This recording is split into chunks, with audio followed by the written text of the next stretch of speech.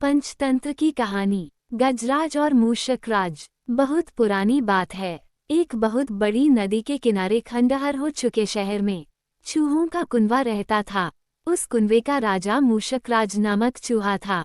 मूषकराज सभी चूहों का बहुत ख्याल रखता था।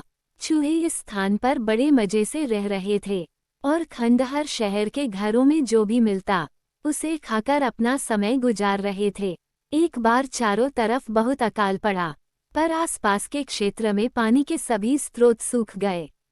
पास के जंगल में हाथियों का झुंड रहता था। हाथियों का राजा गजराज नामक एक विशाल हाथी था। गजराज बहुत दयालु और हिम्मत वाला था। अकाल के कारण जंगल में भी जानवरों को पीने के लिए पानी नहीं मिला रहा था। गजराज ने सभी हाथियों की सभा बुलाई और समस्या के निराकरण के उपाय पूछे। सभा में एक वृद्ध हाथी ने बतलाया, पास ही खंडहर हो चुके शहर के पास से एक विशाल नदी बहती है। उसका पानी कभी नहीं सूखता। अगर नदी का पानी कम हो भी जाता है तो भी उसके बड़े बड़े पोखरों में साल भर पर्याप्त पानी रहता है। उस नदी से हम और हमारा झुंड अपनी प्यास बुझा सकता है। गजराज को उस वृद्ध हाथी का सुझाव अच्छा लगा। गजराज ने सभी हाथियों को खंडहर हो चुके शहर के पास वाली नदी चलने के आदेश दिए। सभी हाथी उस दिशा में चल दिए और लंबा सफर तय करने के बाद सभी खंडहर हो चुके शहर पहुंचे। हाथियों के रास्ते में आ जाने के कारण कई चूहे हाथियों के पैरों के नीचे आकर उनकी मौत हो गई। इस घटना से चूहे बहुत डर गए। हाथियों का झुंड नदी किनारे पहुंचा और जी भरकर पानी पिया और स्नान किया। नदी के आसपास सिर्फ रेत और पानी था। दोपहर में धूप बहुत तेज रहती थी। हाथी धूप से बचने के लिए शहर के खंडहर चले जाते और दोपहर की गर्मी में वहीं रुकते थे। हाथियों के आने से कई चूहे प्रतिदिन हाथियों के पैरों के नीचे कुचलने से कर मर रहे थे। मूषकराज इस घटना से बहुत परेशान था और किसी भी तरह हाथियों को खंडहरों में आने से रोकना चाहता था।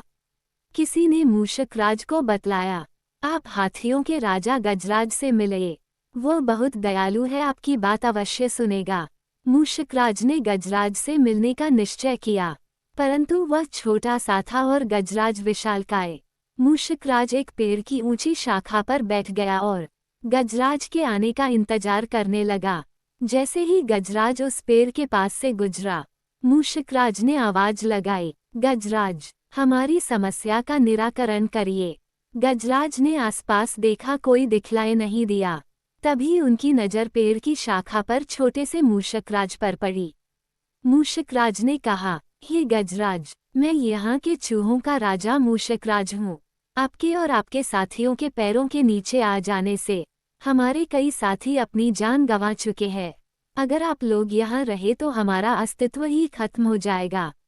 कृपया हमारी सहायता करें। मूषकराज की बात सुनकर गजराज ने कहा, हे मूषकराज, मेरे और मेरे साथियों से ये सब अनजाने में हुआ। हमारा ऐसा करने का कोई इरादा नहीं था। मुझे इस बात का बहुत दुख है। आप हमें क्षमा करें। हम किसी और स्थान पर चले जाएंगे।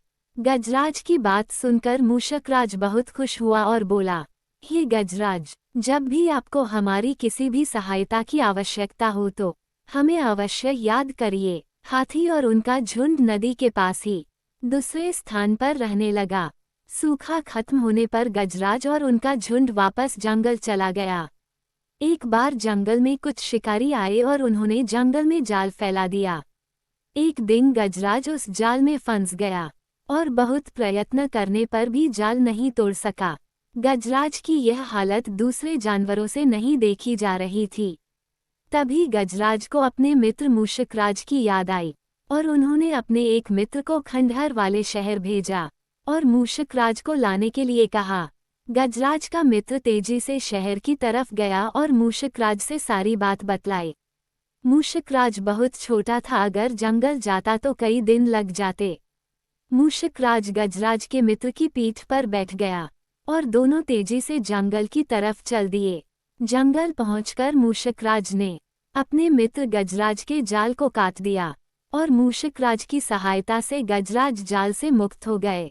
गजराज ने जाल से मुक्त होते ही अपने मित्र मूषकराज को धन्यवाद दिया। शिक्षा। गजराज और मूषकराज कहानी से हमें शिक्षा मिलती है कि मित्र चाहे छोटा हो या बड़ा, अमीर हो या गरीब, हमेशा कठिन वक्त पर काम आता है।